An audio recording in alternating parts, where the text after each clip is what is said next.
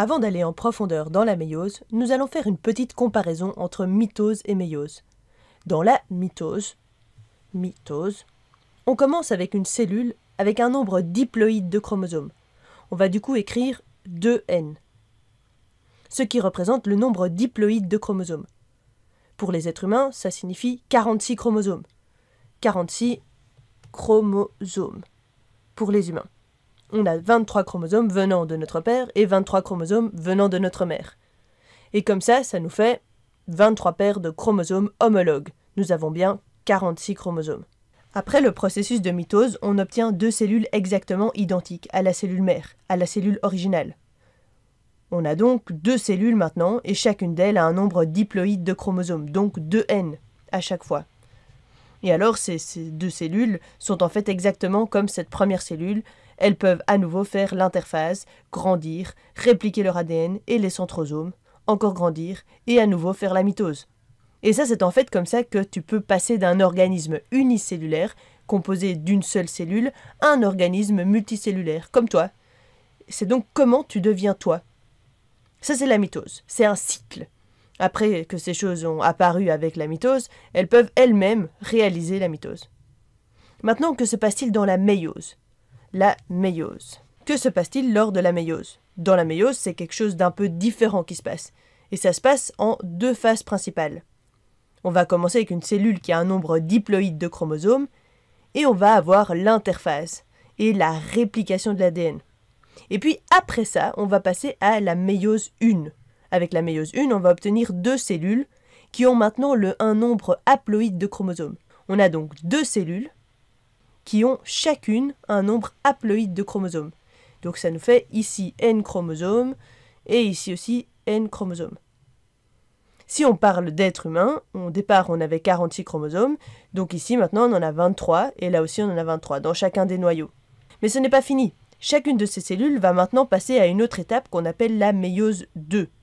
Cette étape est en fait très similaire à la mitose, car il s'agit juste de dupliquer entièrement la cellule en deux nouvelles cellules. Ce qui va nous donner au final 4 cellules qui chacune aura un nombre haploïde de chromosomes. Mais cette fois, elles ne vont pas avoir nécessairement toutes le même matériel génétique, l'une que l'autre. Parce que pendant la méiose 1, pendant cette première étape où on passe d'une cellule diploïde à une cellule haploïde, donc pendant la méiose 1, on va en fait séparer les paires de chromosomes homologues. Et certains de ces chromosomes sont des chromosomes venant de ton père, et certains sont des chromosomes que tu as obtenus de ta mère. Ils vont s'éparpiller de manière aléatoire, mais chaque paire de chromosomes homologues va être séparée. Et donc dans cette étape qu'on appelle la méiose 2, ça ressemble très fort à la mitose. La seule différence, c'est que cette fois, on a affaire à des cellules qui n'ont qu'un nombre haploïde de chromosomes. Et c'est important de constater que la méiose, ce n'est pas un cycle. Ces cellules résultantes que tu as ici, ce sont des gamètes, des cellules sexuelles, des gamètes. Elles peuvent maintenant être utilisées pour la fécondation. Si tu es un homme, ça va se produire dans tes testicules, et ces cellules seront des spermatozoïdes. Si tu es une femme, ça va se produire dans tes ovaires, et ces cellules vont être des ovules, des ovocytes. Petite remarque cependant, en ce qui concerne la création des ovocytes, des ovules, seule une des 4 cellules sera effectivement fonctionnelle. Si tu es un arbre, ce serait du pollen ou un ovule. Donc ces cellules sont utilisées pour la fécondation. Elles vont fusionner lors d'une reproduction sexuée pour obtenir une cellule fécondée qui, elle, va alors pouvoir subir la mitose et devenir petit à petit un nouvel organisme. Donc ce n'est pas un cycle, ces cellules vont trouver des cellules sexuelles d'un autre organisme et fusionner avec ces autres cellules. Et ces cellules, une fois qu'elles ont fusionné, peuvent alors se transformer en un nouvel organisme. Et c'est là qu'on voit apparaître le cycle de la vie.